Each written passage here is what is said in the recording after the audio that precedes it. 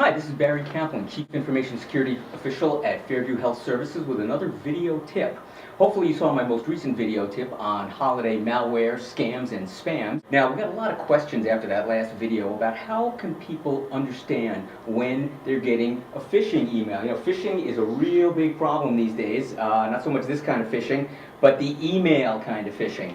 And when they get links in email, how do you know when it's safe to click and when it's not? We talked a little bit last time about when you get a link, or maybe a whole bunch of links, what you want to do is take your mouse, got mine right over here, take your mouse and put it on the link and see what it shows you. But let's take a look at a couple of examples. Got my computer right here, and we'll show you a few. First of all, here's an email that I sent to myself. So it came through our internal email system. You can see on the first link, all it says is click here and log in to get more information. So I'm going to move my cursor over the words click here, and you can see that it shows the link. And in this case, it says great, HTTPS, S for secure, www.fairview.org/login. So that seems okay, right? Oh, wait a minute. What does that domain name say? FAIRVIEVV. See, sometimes the bad folks out there are a little tricky. You have to understand that all of these things that come in your email, these are text fields, and people can make them look, and they can spell things any way they want. So this FAIRVIEVV.org could be a completely different malicious site. That's why I mouse over and take a look. Now I've got the other link in this mail, and that looks okay, right? It says go to www.internal.fairview.org, which is not a real site, for other safety tips.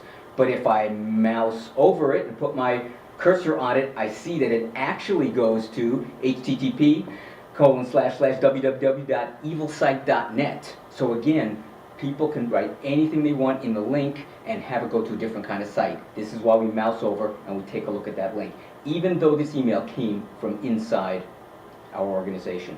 Let's take a look at another one. This one is an interesting one. This is an actual phishing email that arrived this past week.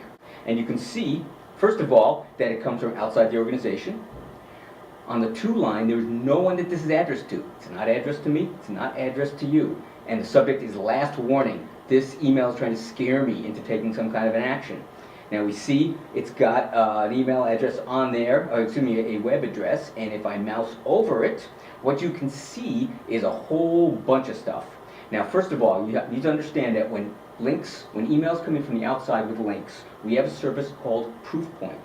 And Proofpoint helps take a look at some of these URLs and track things for us to help us provide defense for things coming through email. By no means is it perfect, and only if they know about it can it be blocked in advance. So in this case, you see, it starts out by saying urldefense.proofpoint.com. That's okay.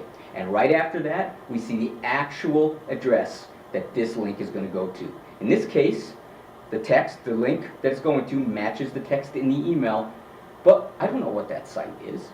And it's certainly not a Fairview site, and I'm just not going to click on it. If you did happen to click on it, it would bring you to a web form. Well, actually it's blocked now, but had you clicked on it last week, it would have brought you to a web form asking for your email address and your name and your user ID and password. And then it would say thank you very much. If you do see emails like this, please let us know. This one's a little tricky. This is our internal communications. It comes out twice a week. I wanted to show you this example so that you know that this one's okay. You can see that where that link is going to go is to a place called fairview.us2.listmanage.com. But I wanted you to understand that this is in fact legitimate. So that's a quick look at some different potential phishing emails and good emails. This is a tricky subject. It's far more of an art than it is a science. On this next slide, you'll see we've got some links that you can check out. The first two are actually quiz sites. You can go to the site, and it'll show you a bunch of emails, and you vote whether you think it's a legitimate email or a phishing email. It's a lot of fun. Test your knowledge there. The second two links are two sites with tips. And there's some really great ideas. But just to close out, I'd like to give you 3 tips on looking at links in phishing email. First of all, were you expecting the link? Did you just get this out of the blue, or is it something you were expecting? Second, mouse over the link and see where it goes. And third, does the domain seem to make sense? Does it match the sender, or does it make sense in the context of the email? Again, I realize this is more art than science. on the internet. We're going to provide some more resources so that you can learn more. Thanks again, and we'll see you next time.